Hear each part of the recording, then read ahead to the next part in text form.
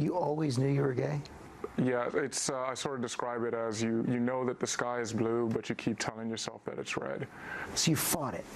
Yes, in the beginning. I think they call it like the 12 steps. You know, you go through anger, denial, and all. You know, it's just. But when you finally get to that point of acceptance, there's nothing more beautiful. And just allowing yourself to, really be happy and be comfortable in your own skin. So you send this thunderbolt out into the world. Yeah. 12 hours later, how does it feel? It's incredible. You just try to live an honest, genuine life, and next thing you know, you have the president calling you. And, what did he say? He was incredibly supportive, and he was proud of me, and said that this not only affected my life, but others going forward. Martina Navratilova said this is going to save some kids' lives. I look at her as one of my heroes. The dignity and the class that she's lived her life and all that she's achieved in her career. She is my role model. Hopefully, going forward, I can be someone else's role model. That was NBA player Jason Collins speaking on ABC about his decision to come out and how he was inspired by tennis legend Martina Navratilova. She came out publicly in 1981, making her one of the first openly gay sports figures. Well, Martina Navratilova joins us now by telephone. She's the winner of 59 Grand Slam crowns, a record 9 Wimbledon singles championships. Today, she adds one more victory to her name. As of midnight, same-sex couples in Colorado officially obtained a civil union and have it be recognized by the state today. Back in 1992, Martina was among those who filed a lawsuit challenging the constitutionality of a Colorado amendment that prohibited state and local regulations that extend minority civil rights protections to homosexuals and bisexuals in Colorado. Martina tweeted, "Today, Colorado civil unions to begin at midnight tonight. Colorado has come a long way since 1992 amendment to keep going." Martina Navratilova, welcome to Democracy Now! Thank you very much. I better be careful what I tweet.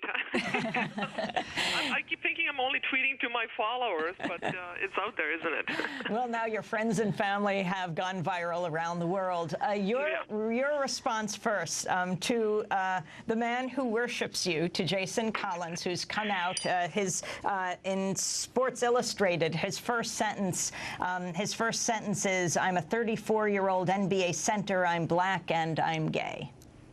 Well, it's pretty funny that when a guy that's a foot and a half taller calls you a role model. But Jason's been a breath of fresh air and a pioneer. I mean, it takes a lot of guts to come out to your friends and family. As for most gay people, coming out is the most traumatic experience in their life because of the worry about the backlash. What's going to happen? Are my parents going to accept me? Are my friends going to accept me? Are my sisters and brothers going to accept me? And to come out to the whole world is an extremely brave thing, and Jason has done it in a climate that's certainly much more friendly to gays and lesbians, but still in the sports world it's a big no-no. So kudos to him. Martina Navratilova, could you talk about your own experience coming out and how different it is, the response was then to the response to Jason Collins? Well, my response was much more mixed, and some positive on one end when I lost the US Open finals to Tracy Austin about a month after coming out. The crowd was very supportive, but for the most part it was negative. The media certainly roasted me. I had my share of here's Martina's love nest, or good versus evil, as one columnist headed a column about me playing against Chris Evert. So it was pretty nasty, but you just kind of deal with it. The funny thing that I've just realized today is that Jason came out, and it's not only is the response positive, but the press wants to talk about it. It's a big story. With me, it was a big story, but it was like on an embarrassing level. The way the press portrayed it. I certainly didn't get an invitation to speak on Good Morning America because it was like still a taboo subject. It was such a negative subject. It made headlines, but in a very bad way. Let's see. President Obama congratulated Jason Collins. President Reagan was president at the time when you came out. What was his response? Well, certainly there wasn't one, and I didn't expect one. It's great that Obama is supporting Jason, but in the 80s, the climate was such that there were thousands and thousands of gay men dying from AIDS, yet President Reagan didn't mention that. So a phone call to me would have been unthinkable. I just wish that he had been more supportive of our community in the wake of the tragedy that was AIDS. It took years before he ever mentioned the name. Talk about the decision you made to go public back in the early 80s. What went into you? For a lot of people who are listening right now and watching this broadcast, maybe a lot of professional athletes as well. Talk about your feelings in those months leading up to this and how exactly you came out. Well, it wasn't exactly a decision to do it. I always thought I would say so one day. I never felt I had anything to hide. I never felt that being gay was anything to be ashamed of. So I never felt apologetic. Didn't have issues with it. Didn't grow up with any religion. So I didn't have any religious, issues to deal with as far as homosexuality is concerned. So I accepted it very easily. For me, it wasn't that big a deal, but still to make it public to the whole world is a different story. I really couldn't come out until after I got my citizenship, because it was a disclaimer. Back then, it could have been a disqualifier. I could have been denied my U.S. citizenship because I was gay. So I stayed quiet. Pardon me? Explain what you mean. Well, I defected in 1975 from Czechoslovakia, and I got my political asylum and applied for U.S. citizenship, which was due in 1981.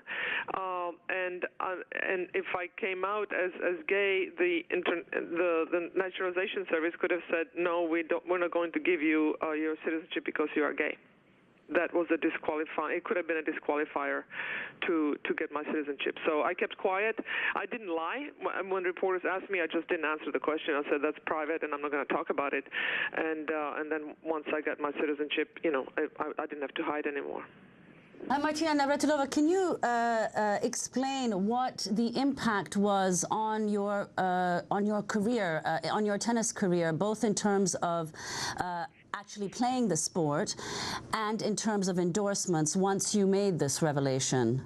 Well, the endorsements didn't come because I was number one for a long time and didn't get the outside endorsements other than what came with tennis, which meant tennis rackets and shoes, rackets, and clothing. Outside of that, I didn't get any outside deals.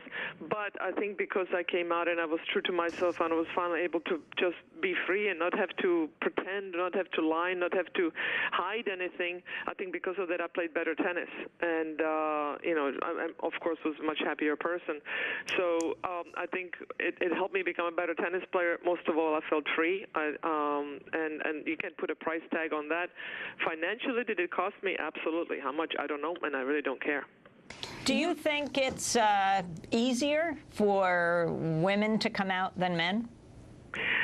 Not necessarily, but I think it's funny in sports.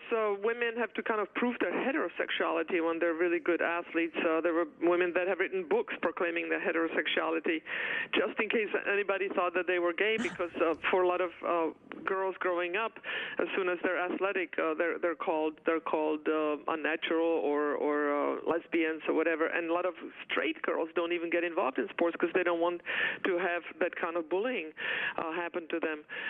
So it's almost assumed that you are gay. You have to prove that you're straight. But for guys in the macho sports, it's the other way around. So it's easier for them to hide because nobody will ask them, are you gay?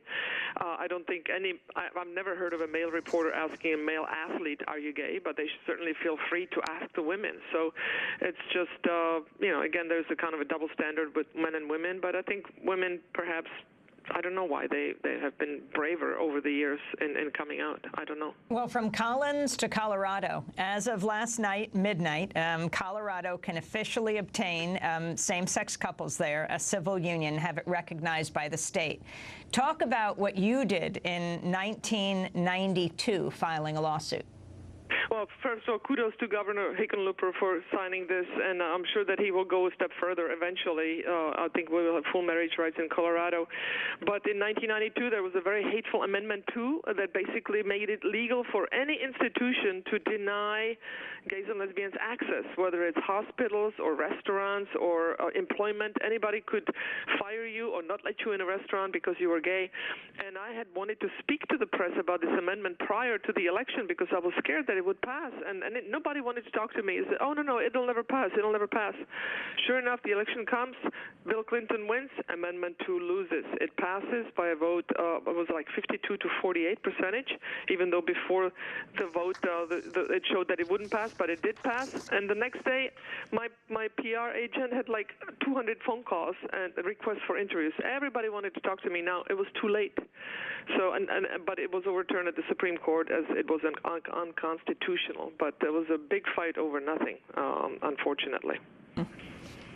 Last comments, Martina Navratilova, on this day where, well, the first male openly gay athlete in pro sports, Jason Collins, has come out and cited you as his hero. Kudos to Jason. I hope he'll sleep better now that he can truly be himself, and maybe his basketball career will take off. I hope he finds the team of his dreams because he's a free agent now. But I know that he'll live a much happier life, and he's done a lot for the gay community, and I thank him for that.